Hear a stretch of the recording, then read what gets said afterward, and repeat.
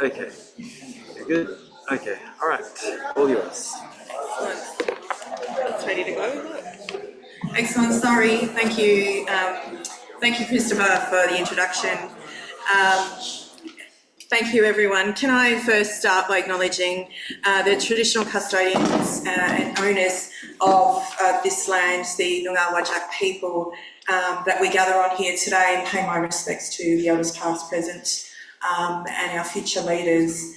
This land has been cared for over 30,000 years in this part of the world, and that's successive generations that are passed on culture, language, kinship connection, totem systems, and all the different components of the environment. Upon this land is a deep and very spiritual and cultural significance and connection that we have. And I'm very pleased to be here today to talk to you all and speak about the AUKUS project and its broader implications, particularly for First Nations people. Can I also acknowledge my other panellists? Thank you, Christopher, for being our facilitator, Kanishka, Cyan and Margaret. I think they've given us a real fulsome understanding of all of the different elements, particularly Pillar 1 but also Pillar 2 of the AUKUS project. As Christopher said, my name is Senator Dorinda and I am the Green Senator, one of two. The other is Jordan Steele-John. And I'm the Green spokesperson, not just for First Nations issues, but also the area of resources, including mining, Northern Australia, trade and tourism. So the breadth of the work that I do is across all of this. And the interconnectedness of the work that I do with Jordan and with David Shoebridge as our defence spokes, and Steph Hodgins-May, who's our new Victorian Senator, about science and innovation, are all interlinked into all of this work. So it's critical that I have eyes and ears across all of that. The AUKUS trilateral security pact between Australia, the US and the United Kingdom obviously is being presented as a necessary national defence need. That's basically how it's being marketed, and that's exactly how it's being sold. But today it raises some critical questions, and I think what you heard from each one of the presentations we've already had is that people have been asking this at all measures of this process. What does this process particularly mean for First Nations people? Well, can I say that in our lands and in our sovereignty, what we talk about is the process of pre-colonisation in this country and the connection we have to that, but also the lack of rights that we've had to talk about.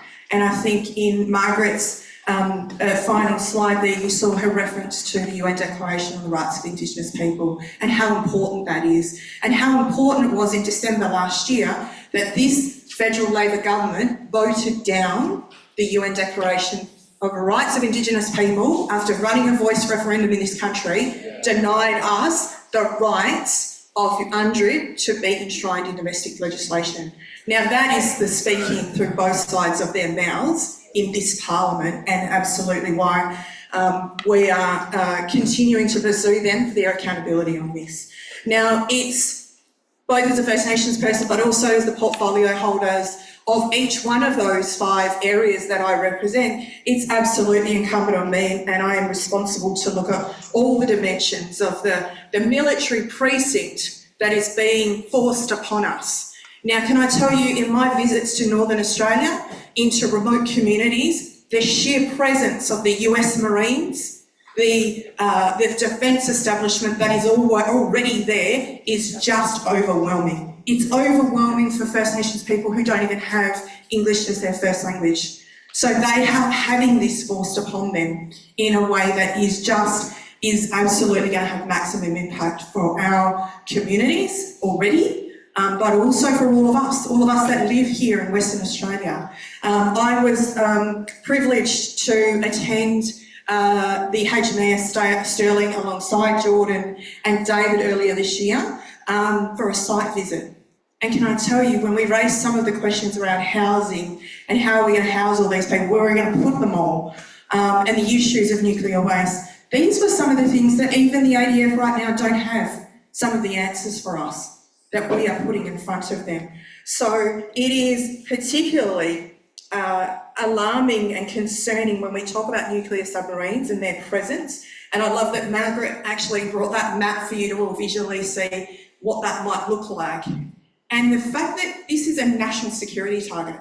Here in Western Australia, we become the national security target, an open coastline where the Defence Department and its actors have only gone to the traditional owners in the Whadjuk Nation and in the Nullah Nation and said to them, we want to talk to you about sonar, radar buoys along the coastline. Nothing about nuclear waste, nothing about what that might look like, and nothing about any of the defence elements and the national security that is now going to be incumbent on our communities, but also on all of you. Everyone that lives here will be affected by the AUKUS project. Now, First Nations people, as I said, have a history with, and I think, Kashinka, you mentioned that during your presentation in particular about Maralinga and the impact of that, but also the Montebello Islands and other areas of nuclear and radiation and other projects that have had such profound impact and have been absolutely those projects of defence. Now this threat, and we've seen the constant conversation around what is the consultation that happens on the ground? Why is this kept under the cloak of darkness, the secrets under the national security frame that are constantly being bantered out by the government? They continue to say, we can't tell you that. You can't be on that committee. And I can tell you from my observations with David Shoebridge, this is a conversation that currently is live, and you might have seen Jackie Lambie and him going at the Defence Minister in the last round of Parliament. The decisions around that nuclear waste are still not, absolutely not having that health element and framing, and I was glad that Margaret mentioned that, because what we know is that when nuclear waste will be taken off those submarines and be stored, it will need a facility. It will need a waste facility. We don't have a solution. I want to acknowledge the wonderful Jo Valentine, who I know is in the room, or was recently. Here she is. Who has done some really heavy lifting and continues to be a wonderful matriarch in the party that I represent. So thank you, Jo, for your ongoing work in that.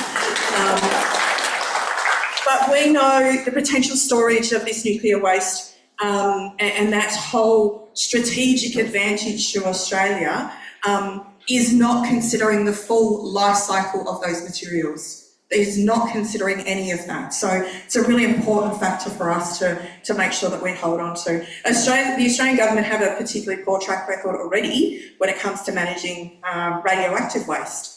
Now, the Minister for the Management of National Radioactive Waste was actually Madeleine King.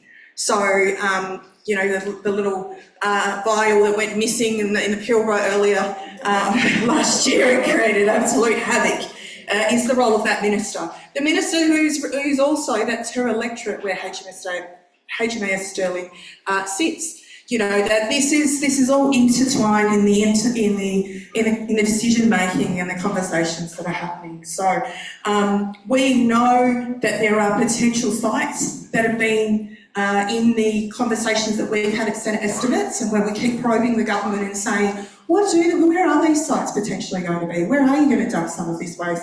Muckaty Station and Kimber on the Eyre Peninsula, and you would have, if you've been keeping track of the Bungala People's case that they appealed and won against the Resources Minister, Madeleine King, last year, was an absolute, I was honoured to be invited to Kimber and to stand beside the Bungala people and to work with them on that process. But the push for nuclear waste on or near the traditional lands of First Nations people without proper consultation is and always will be a violation of our rights, absolutely.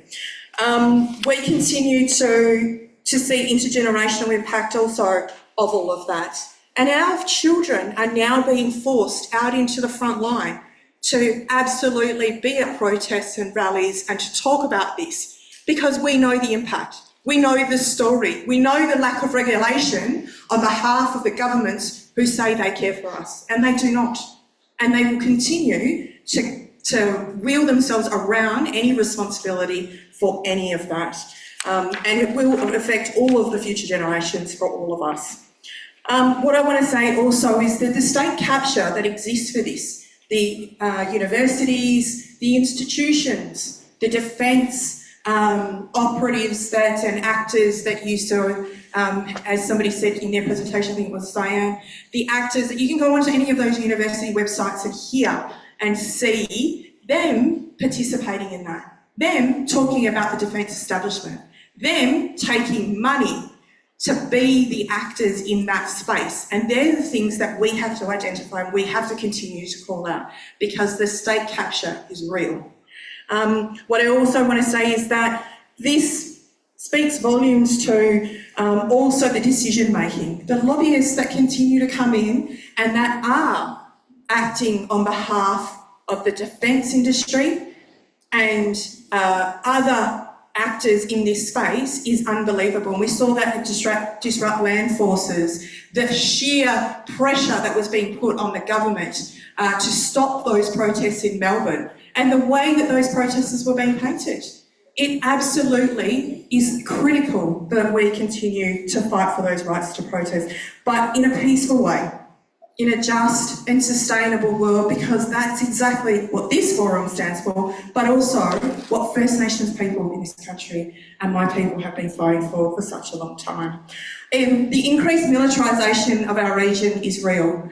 If you all saw the recorded conversation between the US official and our Prime Minister, that was no accident. I think that the militarisation of our region, our Pacific family have specifically said, what about our sovereignty? So they are live to what is happening. But we need to have collective action in that. And I know that they are watching when we talk about that South Pacific Nuclear Treaty and making sure that we are absolutely doing our role. But we have to hold the government to account. And the only way that we can do that is continue to put pressure on them about the AUKUS project. I am not going to talk forever because I know that you know this story. I know how important you know that First Nations people have been part of this story from the start. We continue to want to amplify our voices. We continue to want to help create and tell the story of the impact as us as custodians of this country, that we can all walk in solidarity with you, and that this is not just for us in the here and now, this is for the future generations. I just wanted to share a short video if I can, Christopher, if that's possible. Turn the lights up. Yes, please. Yep. There's this one. Yes. Good.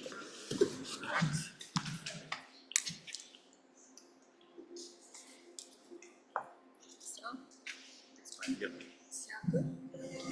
This area is less than 5 kilometres off the coastline. It sits in Cockburn Sound, which to the local Noongar people is also known as the Double Nara. We have no guarantees of what AUKUS will do, the destruction it will cause to both our communities, our environment, but also our economy. AUKUS is a great concern to the First Nations people of this country. There has been little engagement, there's been little consultation, nuclear security issues, all of that happened without real public discussion or consent. It was one of the most secret deals to be made in Australia's history. I think we are in a cost of living crisis. Broader Australia is screaming out for this government to listen. The AUKUS program will, at its very cheapest, cost the Australian public $368 billion over the next 30 years. Around $10.5 billion to make. Each one, $10.5 billion. Who needs a nuclear-powered American submarine when the cost of living in this country is creating situations now where a lot of families go without the hundreds of billions of dollars that we could be spending on making our environment more healthy, on decarbonising our economy, in investing in renewable energy, that instead is being sunk into American and British nuclear submarines. We have seen nuclear waste dumped in our communities before, whether it be Maralinga, Montebello, and the continuation of uranium mining in this country. We need to get serious about what this actually means. To potentially put nuclear waste at Garden Island, of course it's going to have some kind of impact. It will have generational impact. Nobody in the world has figured out what to do with nuclear waste. It is a huge global problem. If the Americans and the British see an opening for nuclear waste to be dumped in Australia, before you know it, they'll be wanting to bring all of their nuclear waste from all of their submarines to Australia. If we're stupid enough to allow this to go ahead. Traditional owners did not give their consent, were not consulted about the impact on both tangible and intangible cultural heritage, which means everything in the environment will be affected. West Australians go there, they go there with their kids on boats, they go fishing, bushwalking. We could expect to see just a much greater presence of foreign defence to secure that site and the implementation of exclusion zones. It is an environmental catastrophe that we would put naval nuclear submarines right in the middle of this area. You know, they're not spending billions and billions of dollars in defence because they think that we'd be heading into peace. They're gearing up for war, and I think that that's, you know, antagonistic. We must resist this push by the Australian Submarine Association to get approval for nuclear waste to be dumped. So much more is possible with the public resources that are right now being ripped out of the system to be funneled into the pockets of US and UK defence manufacturers. We don't need AUKUS here in Australia. We would be mad to go down this path.